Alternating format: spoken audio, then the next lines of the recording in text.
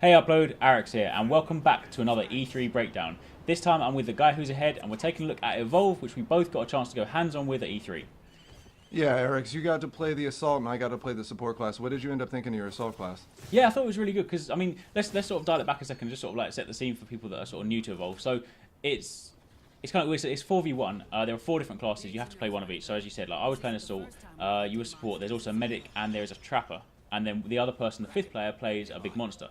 So yeah, Assault is your standard damage dealer. So I was the one with the kind of the heavy assault rifle or the minigun, and also had like a flamethrower, some like sort of damage grenades. So I'm the one that's supposed to lay down all the sort of the really heavy firepower.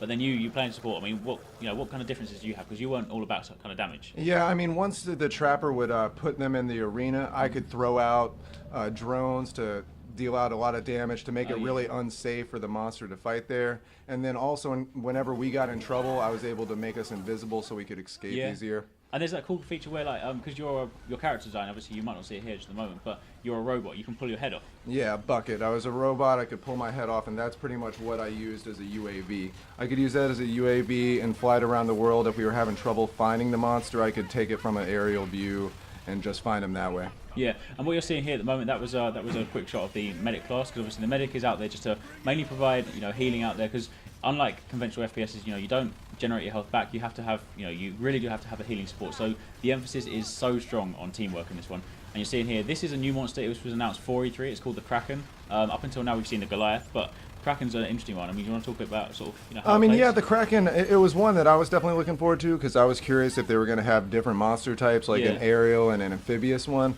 And obviously the Kraken, he was an aerial one, and he can get up and get away from you really fast, so flanking is really important when you're dealing with them. Especially when we got a guy that runs away. When we were playing, the guy that was playing the Kraken, he just kept on running. But it was... But yeah, I suppose the interesting thing to talk about that is when they do run is the emphasis, the importance of the Trapper class. Because I mean they have to like they can sort of place down these domes which will lock the enemy in. So it then kind of means you then have a smaller area to fight within. Yeah, the Trapper's really important because unless you have him, you're really just playing a game of cat and mouse and chasing him down. It's hard to deal out the damage unless you have him trapped in a confined space. Once you have him trapped in a confined space, pretty much everybody just deals damage at the same time. The medic just makes sure everybody stays healed, and my character Bucket, he would just throw out. I could throw out up to 3 or 4 turrets at the same time, I believe, and then I had a laser guided rocket, which actually worked really well against him. Yeah. And actually, bringing it back to Assault, so the two kind of key things for my class, I mean, the minigun is sort of the main weapon you use because, it's got decent enough range. It spreads out, it's not that accurate, but it's got decent range. But then the flamethrower is a heavy damage dealer. So if the Trapper can lock the monster down, then when I'm close range, I can just, thrash out the damage. But then if we jump over to the monster, although we didn't get a chance to go hands-on with the monster, but we had some sort of, a chance to chat with the devs, talk about the monster, and they go through this really interesting phase, right? If you I don't know if you want to sort of talk about how they start out.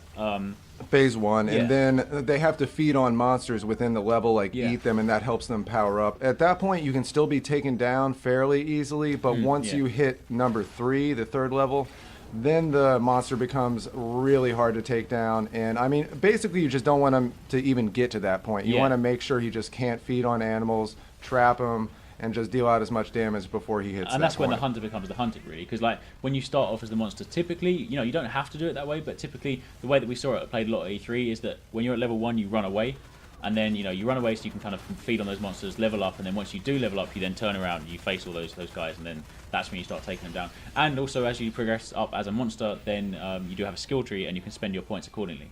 Yeah, and they were talking about how you don't have to allocate them all across the board. If you wanted to, you could just take all of them and put them into what I saw, the Kraken had a really powerful lightning strike, and that seemed to be his best ability. Yeah, true.